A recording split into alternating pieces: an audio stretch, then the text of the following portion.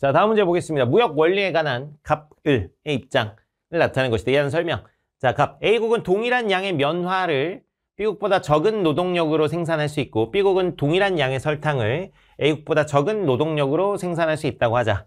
이때 각국이 더 적은 노동력으로 생산할 수 있는 상품만은 그냥 더 절대적으로 적은 노동력을 강조하는 거죠. 자국이 생산하지 않은 상품을 무역으로 얻는다면 양국 모두 이득을 얻을 수 있다. 이처럼 각 국가는 자국이 생산한 상품을 다른 국가 무역하면 부를 증대시킬 수 있다. 더 적은 노동력으로 생산할 수 있는 것에 우위가 있다. 이렇게 얘기하는 건 절대우위론입니다. 절대우위론. 그래서 애덤 스미스가 이야기한 것입니다. 애덤 스미스가 이야기한 절대우위론. 자, 을은 보면 갑의 주장에 따른다면 한 국가가 다른 국가보다 모든 상품을 더 적은 노동력으로 생산할 수 있는 경우 무역이 발생하지 않는다. 그런데 현실은 그렇지 않다 이거야. 현실에서는 어떤 한 국가가 다른 국가보다 모든 상품을 더 적은 노동력으로, 즉 모든 영역에서 절대 우위가 있다고 하더라도 그 국가가 다른 국가들과 교역을 하게 된다 이거야, 현실에서는. 그래서 현실을 설명할 수 없다, 갑의 주장은. 자, 이런 애덤 스미스의 절대 우위론을 비판해서 등장한 요 이론. 자, 계속 내용 한번 볼까요? 따라서 각국 상품들의 생산비를 비교할 때는 각 국가가 생산 후에 포기해야 할 다른 상품의 양, 요걸 뭐라 그래? 기회비용이죠. 기회비용. 기회비용을 가지고 판단해야 된다. 자, 예를 들어 C국은 포도주 한 단위 생산에 80명, 면화 한 단위 생산에 90명이 필요하며 D국은 포도주 한 단위 생산에 120명, 면화 한 단위 생산에 100명이 필요하다고 하자. 그럼 C국이 포도주와 면화 모두 D국보다 적은 노동력으로 생산할 수 있더라도 그럼 C국이 둘 다 절대 우위를 갖게 되는 것이죠. 자, C국은 뭐의 생산에, D국은 뭐의 생산에 집중하여 무역을 하면 자, 양국 모두 이득을 얻을 수 있다. 자, 일단 요 이론을 가리켜서 뭐라고 하죠? 비교 우위론이라고 합니다. 비교 우위론. 자, 이것을 주장했던 사람이 데이비드 리카르도라고 하죠. 데이비드 리카르도. 자, 그러면은 가나 들어갈 거에 이제 한번 뭔지 한번 좀 볼까요? 자, 그러면 포도주 한 단위 생산에 80명이 필요하고 면화 한 단위 생산에 90명이 필요합니다.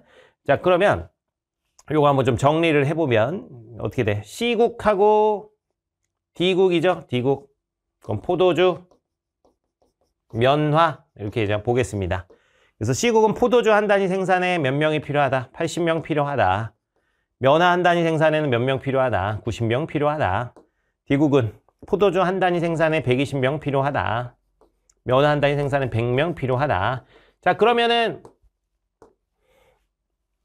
기회비용을 따져줘야 되는데, 자, 그럼 보세요. C국 입장에서 포도주 한 명 만드는데 80명 필요합니다. 이 80명 가지고 면화 하나는 다 만들 수가 없죠. 그래서 이 80명 가지고 면화를 만든다면 면화는 90명이서 만드는 거니까 이 90분의 80만큼 만들 수 있습니다. 면화 하나는 다 못 만들고 하나의 면화 한 단위에 좀 못 미치는 90분의 80만큼 만들 수 있어요. 그래서 포도주의 기회비용은 이제 90분의 80 면화다라고 볼 수가 있겠죠. 포도주의 기회비용은 90분의 80 면화. 근데 면화를 만든다고 하면 면화를 만드는 거 이제 90명이서 만드는데 이 90명 가지고 만약에 포도주를 만들었다면 하나 이상 만들죠. 포도주는 80명이서 만드니까. 그래서 하나 이상 만들게 됩니다. 포도주 한 단위 이상을 포기한 것이다. 그래서 얼마? 80분의 90 포도주를 포기한 것이다. 80분의 90 포도주를 포기했다. 기회비용입니다. 자, D국 한번 가봅니다. D국은 이제 120명.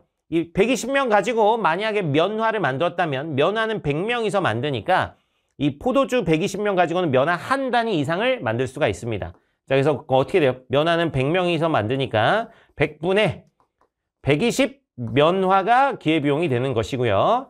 자, 면화를 만들었던 요 100명 가지고 만약에 포도주를 만든다면 포도주 한 단위는 못 만들겠죠. 포도주는 120명이 있어야 되니까. 그래서 120분의 100 포도주가 됩니다. 기회비용이. 자, 비교의 따질 때 기회비용은 작을수록 좋죠. 자, 그럼 포도주에서 기회비용이 작은 거 여기 90분의 80 면화, 100분의 120 면화, 기회비용이 작은 거 여기네요. 그래서 C국은 이 포도주의 비교 우위를 갖게 되고 면화에서는 여기 보면 80분의 90 포도주, 120분의 100 포도주. 그래서 D국이 더 기회비용이 작습니다. 그래서 면화에서는 이 D국이 비교 우위를 갖게 된다. 이런 취지입니다. 자, 그래서 그러면은 C국은 뭐에 생산에 집중하는 게 좋아요? 자, 포도주에 집중하는 것이 좋고요. 포도주, 와인이죠. 자, D국은 이제 뭐에 집중하는 게 좋다? 면화에 집중하는 게 좋다. 자, 가봅니다. 자, 갑은 비교 우위에 기반하여 무역의 필요성을 주장한다. 자, 애덤 스미스의 절대 우위론이고요.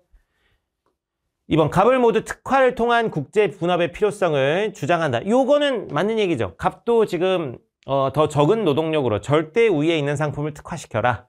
자, 을은 비교 우위에 있는 상품을 특화시켜라. 그래서 모두 특화를 통한 국제 분업의 필요성은 둘 다 강조하는 것입니다. 자, 3번, A국과 B국이 설탕 생산에 동일한 노동력을 투입할 경우 생산량은 A국이 B국보다 많다 그러는데, 보면 이제 설탕이죠. 설탕. 자, B국이 더 적은 노동력으로 생산할 수 있대요. 그럼 동일한 노동력을 예를 들면 A국은 2명을 투입해야 되는데 B국은 1명만 투입해도 되는 거야. 그럼 당연히 동일 노동력 투입하면 B국이 A국보다 생산량이 많을 것입니다. 자, 4번, C국과 D국 중 D국은 포도주와 면화 생산에 모두 절대 우위가 있다 그러는데, 자, 모두 절대 우위를 가지는 건 더 적은 노동력으로 만들 수 있는 포도주도 C국, 면화도 C국입니다. 그래서 D국이 아니라 C국이 되겠고요. 5번, 가에는 면화라 그랬는데 가가 포도주, 나에는 면화입니다. 그래서 앞뒤가 바뀌어야 되겠죠. 이것도 틀렸다. 그래서 정답은 몇 번? 축축축 2번 되겠습니다.